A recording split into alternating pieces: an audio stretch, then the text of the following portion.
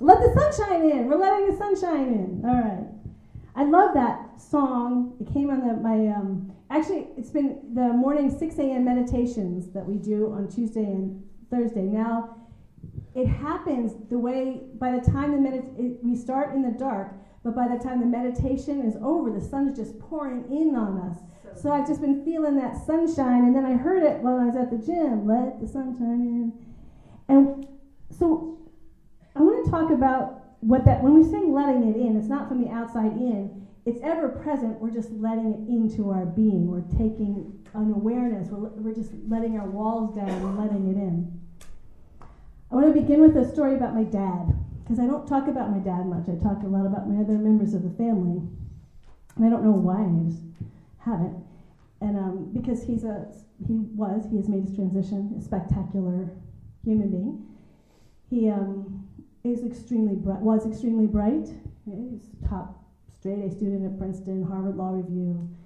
When Senator Long, who's the head of the Senate Finance Committee, said, I need someone who's going to head my staff, and he asked people around, they said, Edward Hawkins, and he came and got my dad. My dad, being integrity, said, well, I don't do all finances, I do taxes, so he became the chief tax counsel for the Senate Finance Committee, loved his time there. But it wasn't just economics or business, he loved art, he loved history, he loved politics.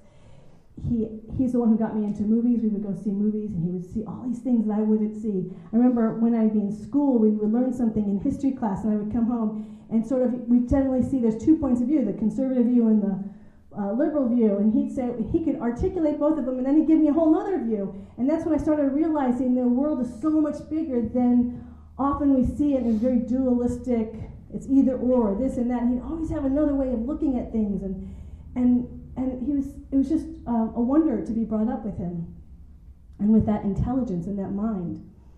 I remember when I was in 9th grade, we went on a family vacation to Williamsburg for a week, and it was fun. I don't know if you ever, Williamsburg in Virginia, and they dress in the 1700s, and they talk about the history, and they reenact different aspects. And it was interesting because we went into you're going there? Soon. We went into the place where they have a courtroom, and they put on a mock trial, and the audience, the tourists, are allowed to participate. And so they're getting in this argument. I don't even remember, I was in 9th grade, I don't remember what it was, the debate was, and then they invite participation. And this is my dad's life. I mean, he knows history like the back of his hand. And he's brilliant. And so we're all like looking at him, when are you going to join in, Dad? And he never said a word.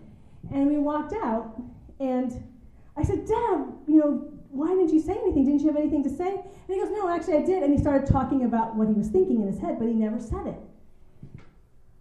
And this would happen a lot. I mentioned that we watched the news every night at dinner, and he would argue with the news and what was going on in the politics, and he always had his ideas, but it always sort of stayed in our own little world. And it dawned on me, for a long time, he was just my great dad who was all powerful, and then it dawned on me, he's shy. Like he's really smart, but he's not gonna shine his light so the whole world could see.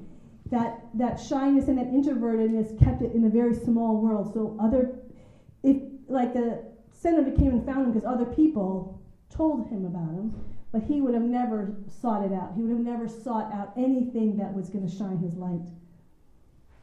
And that's been a interesting thing for all of us kids to see, what it is to have such incredible gifts and to not always let everyone see them, to not always shine it. So let's talk about what the principle is. The spiritual principle is that there is an ever-present light, that there isn't a light that comes and goes. In some traditions, they call it the uncreated light, because it is not birthless and it is not deathless, and it is real. It is more real than all the form and all the appearances that we see. And it is pure love, and it is bliss, and it is peace, and it is beauty, and it is harmony, and it is life itself. And that it is right in this room, and right now, it is who we are. We all have a light body. That there's this one light, and then there's unique expressions of that light. And we have a light body that we can't see with the physical eyes, but we start opening up to see beyond appearances, and we can start sensing the light in people that we move around, and you hear about auras and different colors, those are still more in creation. The more we even go beyond the colors, there's this one vast light. I shared once before, it was a story that had an impact on me where a monk was in his monk cave, I don't know, hermit cave, because that's where he lived, and he was a divine being from the other side came in, a saint came in, and started teaching him and talking to him all night. Oh, he didn't know how long it was, and he was just immersed in this light and this conversation about truth, and then when he came out, it looked like nighttime to him, so he stumbled to his friend's hermit cave. He needed some food. And he said, I'm sorry to come to you in the middle of the night. And he said, no, it's 10 a.m. in the morning. That he had just been immersed in this other dimension that was so full of bright that out in our bright day seemed like nighttime to him. That what we're living in now is such a diminished version of this absolute light, this extraordinary light that surrounds and enfolds us. And so our journey is to see that light, to give ourselves to that light in every person we meet. Our purpose, I believe, is to see that light beyond all appearances. So this past week, I was in a class, and the teacher asked, I was a student, so fun, and the teacher asked, what makes your community special so what makes our center special in Livermore Valley? And people say we're all welcoming, our philosophy, the classes that we offer, and I loved all those answers. And then I was thinking, but what makes us really special is that we choose to put light first, to put that divine, to see the light in ourselves and in other people before all things. So we know everyone in this room has your own unique path. Everybody here has had a spiritual path that you have been traveling since the day you were born, and no one else in this room has a path like you. And most of us are non-traditional, but those paths can include traditions like Hinduism and Buddhism and Christianity and Judaism and Islam and Taoism and Confucianism and Native American and Indigenous. It includes all of these forms. But when we come here, we see we're not even about the path. We're about where the path points to, which is the light. That what is even more important, so often when you go to a certain spiritual community, it's about a certain path. We're not even about a certain path here. We are about where all the paths are pointing to, which is the source of all the paths, which is the light. To me, that's an extraordinary gift. That's an extraordinary gift as a community to offer the Livermore Valley to say, no matter where you are on your journey, no matter what your path is, we are here to remember and to see and to hold and to support and to celebrate the light that is the source of your entire being. That no matter what your story is, no matter what your work life is, your family life, your friends, whatever is your physical health, your financial health, no matter what's going on in your personality world, so it's not just your spiritual path, we see the essence of who you are first and foremost, and we see it in ourselves. We are choosing, the way I would put it in old languages, God first. We are seeing light first, in, through, and as all of us. That includes our personality habit patterns. So, many of us like Enneagram numbers, horoscope charts, Myers-Briggs. One of the things that I've mentioned many times is that I'm an introvert. Test-wise, I test out as an introvert. But that's not who I am. See, if I continue, see any identity that I claim, first of all, I had to look at why I claim that so much, and it's because I wanted understanding for how I show up, that I like time to myself, that I am quiet. But behind that personality is the infinite uncreated light that is not introverted or extroverted. It is not positive or negative. So many people say, well, I want to be positive instead of negative. And my feeling is, no, be truth. Truth is not dualistic. It's not this as opposed to this. It is the absolute. We are infinite oceanic light, as that is the source of who and what I am. And so what that means is, yes, I may be quiet, but I am not separated from anyone in this room.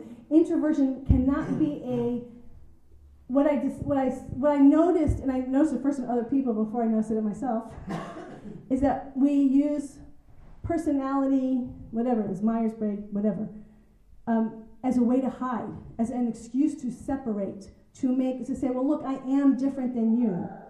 But when we are in the light, there's no difference, and I can still be quiet, but I'm not separate. And that's a big, big shift. To say that whatever my Enneagram number is, whatever my horoscope chart is, that may be an aspect of how I am expressing in this world. That may be a pattern that I have. But who I really am is light, and that light is never separate from you.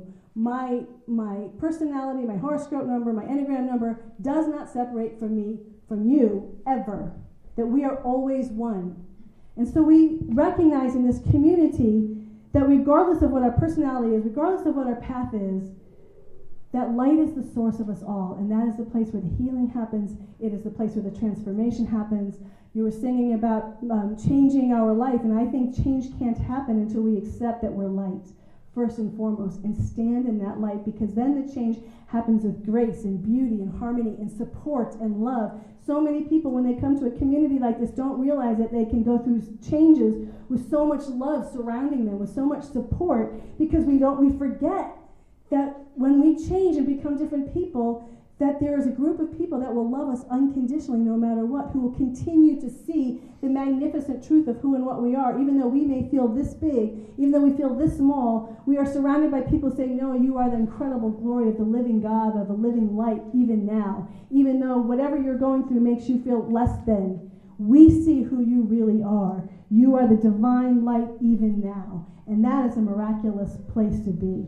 That is a miraculous community to be part of. It's a miraculous way to give a gift to yourself, to know that you are the light. When I was in this community that was like this, Agape, down in Los Angeles, I was in the choir for a very short period, and my dad came for a visit. And my dad's, very New England. So he doesn't, he's just very, there's Agape, which is wild and expressive, in my dad. So it's kind of funny. So, and then we have Ricky, who's the head of the choir, who's just way out there. So he's his choir rehearsal, and so my dad's sitting there reading his paper, and Ricky was hysterical because she didn't see all those personalities, all those layers that we, especially as his children, but people who know him have always treated him. She just sees this being of like, hey, Ed, what do you think? And she starts calling and talking to him, and he's so startled to be treated like just a dude, and he's like delighted. He's being seen, and I remember when she described him, she said he's such a sweet, gentle man. And I thought so few people describe him in that way. It's usually his mind or his intellect, but she saw right into the heart of him because he is a sweet and gentle man.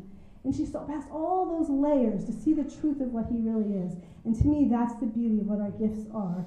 That if my dad were ever to stay in a community like that, he wouldn't be able to hide his light as much as he did, because the community would just keep seeing him for who he was. This light, and this light, and this light, and those walls would have to fall, and he would have to shine it.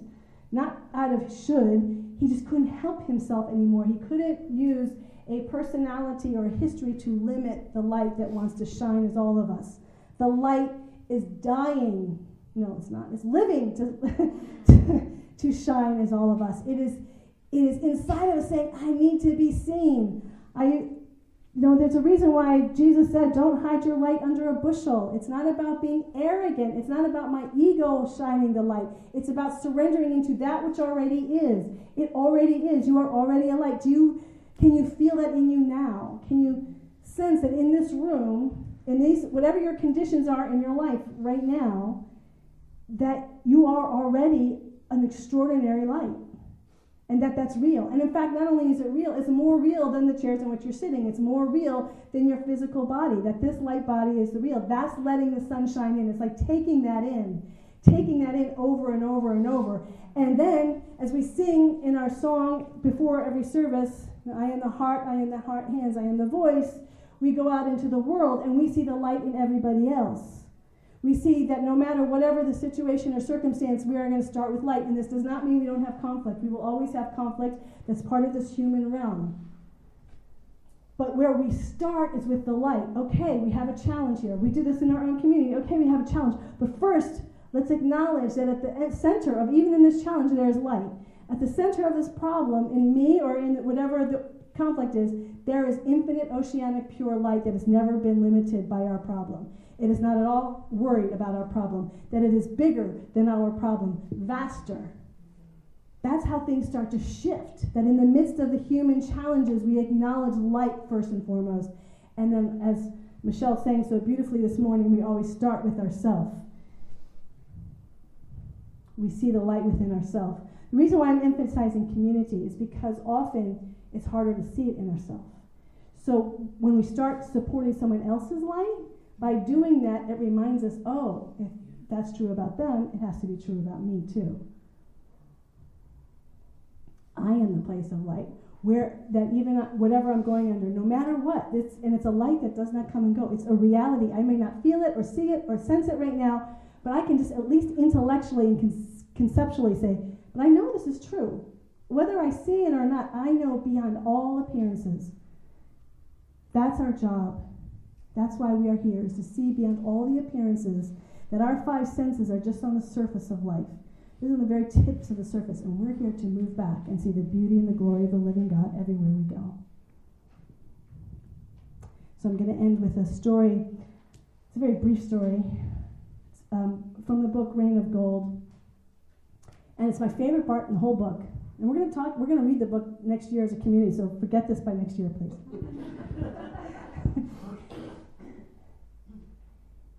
It's a family that's been going, just really had a rough journey. And it's further on in the book, they're struggling just to survive, literally to get food in their mouth, to pay bills. And the young man who's been working and had a really difficult day, struggling, and he walks up a hill, and at the top of the hill he sees this old woman begging. And he says she's an old bag of bones. She's bent over. There's nothing to her. There's hardly any teeth left in her mouth. And then he sees her face, and he realizes it's his mother begging. And his response is, there she is, the queen among women, one of the most beautiful women that have ever walked this earth. And for that alone, I read this book, because that's what we're about. He saw her for who she really was. He saw instantly that she was not a bag of bones, who was an old woman with no teeth. He saw that she was a queen among women, that she was the most beautiful person that he's ever known. That is seeing beyond appearances. It is seeing beyond what we think we know to what is real and what is true. And that's who we are, that's who you are, and that's the blessing you are to the world. Let's pray.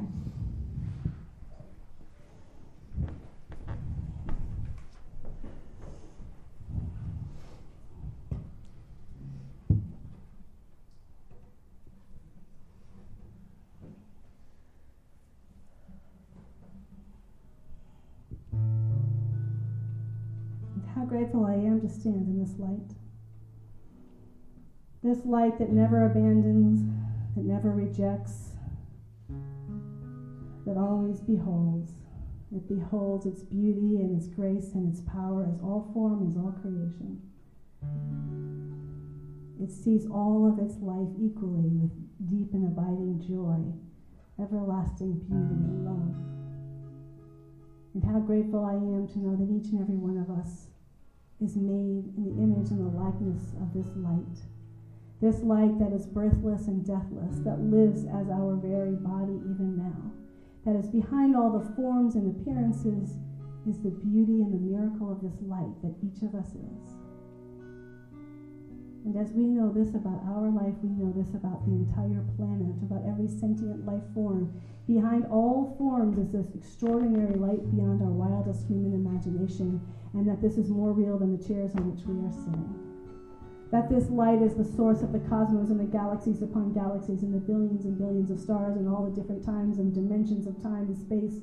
It is behind everything that we could ever humanly imagine. And it is closer to us than our very breath. This light is a miracle.